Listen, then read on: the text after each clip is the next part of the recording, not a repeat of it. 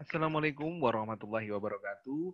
Selamat berkarya bagi kita semuanya. Selamat melakukan aktivitas di rumah. Pada kesempatan kali ini kita akan melanjutkan materi kita. Kita akan belajar materi pertemuan ketujuh dalam mata kuliah masalah dan kebijakan pembangunan. Izinkan saya untuk bisa share screen materi pertemuan ketujuh ini. Ya, kita akan belajar pada pertemuan ketujuh ini adalah pertumbuhan penduduk dan kualitas hidup, transisi demografi, dan penyebab tingginya fertilitas di negara berkembang. Kita bisa lihat apa yang kita bisa pikirkan dari keempat negara yang tertampil di layar. Tentu sudah jelas bahwa keempat negara ini merupakan negara dengan jumlah penduduk terbesar di dunia. Saat ini Tiongkok menempati posisi pertama di sekitaran 1,4 miliar juta jiwa, dan juga India dengan 1 miliarnya, Amerika dengan 350 jutanya, dan Indonesia dengan 250-70 jutanya. Nah, hal ini menunjukkan empat negara ini merupakan empat negara yang memiliki jumlah penduduk terbesar di dunia. Tetapi dari keempat negara ini ya, memiliki perbedaan yang mencolok dari beberapa kriterianya, khususnya dalam kriteria ekonomi dan SDM-nya. Yang pertama adalah taraf hidup. Bahwa di Tiongkok rata-rata penduduknya memiliki pendapatan 105 jutaan. Di India per tahun ya, di India per tahun memiliki hanya 23 jutaan per tahun. Ini dirupiahkan. Di Amerika rata-rata taraf hidupnya memiliki pendapatan 713 juta rupiah per tahun. Dan Indonesia adalah 46 juta 500-an per tahun. Hal ini menunjukkan bahwa begitu drastis, begitu mencolok dari perbedaan taraf hidup negara maju dan juga negara berkembang seperti Indonesia dan India. Pengangguran, kita juga masih menempati peringkat pengangguran yang cukup tinggi. Kita ada di 5,2% dari total 250 juta jiwa kita. Dan negara Amerika pun sebetulnya tidak termasuk dengan kategori yang kecil untuk ukuran tingkat pengangguran. Mereka ada di angka 3,7 dan apalagi Cina ya, di angka 3,83 dikalikan dengan 1,4 miliar juta jiwanya. Hal ini tentu sangat tinggi sekali di Cina jumlah penganggurannya. Ketimpangan kita juga yang paling timpang. Pendidikan kita termasuk yang sedang dibandingkan negara-negara yang lebih rendah seperti India. Kesehatan kita juga malah justru termasuk negara yang rendah. Negara-negara Tiongkok, India maupun Indonesia termasuk di golongan kesehatan yang rendah. Lingkungan kita sedang, kita buruk, dan negara Amerika itu lingkungannya bagus, India itu buruk seperti halnya Indonesia. Berikut ini adalah tabel dari jumlah penduduk dunia di tahun 2017, di mana dari keseluruhan persentase keseluruhan jumlah penduduk di dunia, Tiongkok menempati posisi pertama dengan persentase 18,7%. Dan Indonesia menempati peringkat 4 dengan 3,44% dari total penduduk di dunia. Ya, itu. Posisi 10 Jepang, posisi 9 Rusia, dan 8 Bangladesh, 7 Nigeria, 6 Pakistan, 5 Brazil. Ini adalah struktur penduduk di dunia, di mana setiap tahunnya, setiap periode dari sensusnya ini mengalami kenaikan dari tiap sensusnya. Kenaikannya signifikan. Kita ambil contoh bahwa di angka saat ini ada di angka kisaran 7,8 miliar juta jiwa ya. Dari tahun mohon maaf ini 65 ya, di angka 3 miliar jiwa, dan saat ini meningkat drastis dari 65 ke 2015 adalah sejumlah 7,8 miliar juta jiwa. Berikutnya tingkat kelahiran di dunia. Ternyata negara-negara Afrika menjadi negara yang memiliki hampir berapa besar ini? Nigeria, Zambia, Mali, Malawi, Uganda, Chad, Somalia, Burkina Faso. Artinya bahwa 8 negara Afrika menempati tingkat kelahiran dunia yang tertinggi.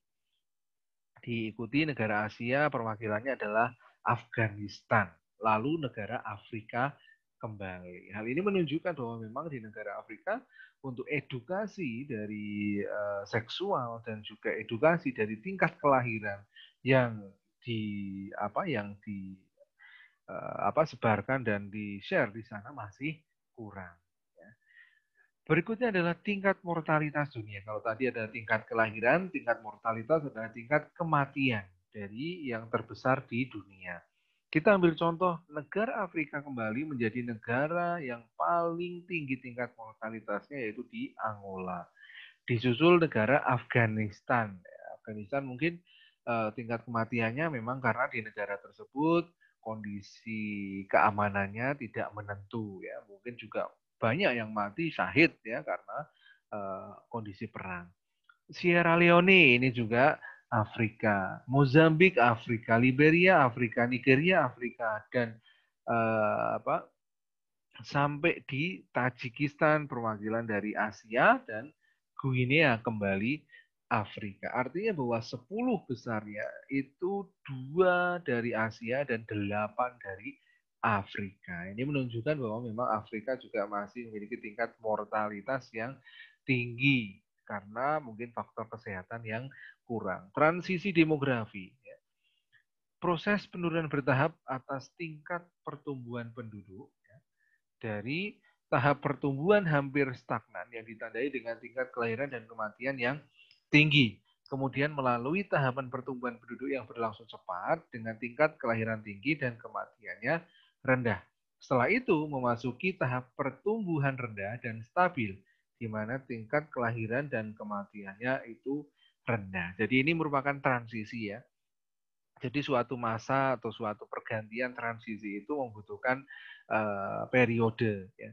Di mana periode pertama adalah stagnan, tingkat kelahiran dan kematiannya tinggi, lalu tingkat kelahirannya yang tinggi dibandingkan tingkat kematiannya yang rendah, berarti apa? Berarti menyebabkan jumlah penduduknya tinggi, lalu sesudah itu sadar mereka bahwa jumlah penduduk tinggi itu perlu dikontrol, sehingga selain kematian, tidak hanya kematian yang dikontrol, kelahiran juga harus dikontrol. Itulah proses transisi dari stagna, yaitu tadi ya, tingkat fertilitas dan mortalitasnya itu tinggi, ke puncak pertumbuhan, kelahiran tinggi, kematian rendah, dan menuju ke fase stabil, yaitu baik kelahiran maupun kematiannya itu stabil.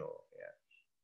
Berikutnya adalah perangkap populasi Malthusian Trap ya. Perangkap populasi Malthus adalah tingkat ambang batas populasi yang diantisipasi oleh Thomas Malthus, di mana pertambahan penduduk akan berhenti dengan sendirinya ketika sumber daya penopang hidup tidak akan cukup untuk memenuhi kebutuhan manusia yang jumlahnya meningkat menurut deret ukur. Jadi semakin sedikit dari jumlah sumber daya penopang hidup seperti lahan pertanian, seperti makanan dan lain sebagainya, maka dipastikan bahwa populasi juga akan semakin menurun. Ya. Jadi itu menurut teori dari populasi Malthus.